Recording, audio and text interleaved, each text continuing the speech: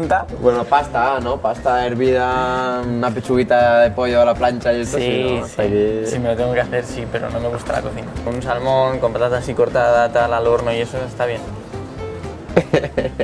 ¿Qué? Está bien, está bien. ¿Así sorprendes a una chica así, tú? No, Ah. yo de otra manera, Vale. la cocina no es mi punto fuerte.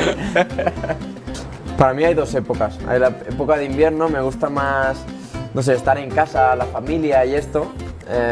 Y en verano sí que allí siempre se busca un sitio de playa, de 23 años, de ambiente, ya sabes.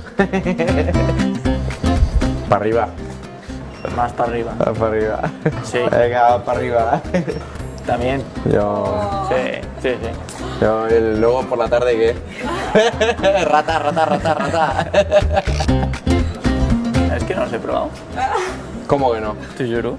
Y anda que no, y con eso que, con eso no. Anda ¿Qué? que no, también. Ah. Con eso también.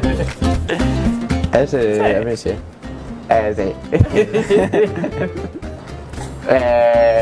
Sí. Yo San Fermín, eso... Porque no me gusta la aglomeración. Pero yo verlo desde la tele, ¿eh?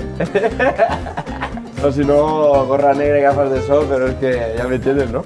Y bigote, ¿no? Y bigote. Y bigote. Yo no, normal no. Es verdad, no puedes con el mar. Tiburón, nen, pam, Sevilla y para abajo.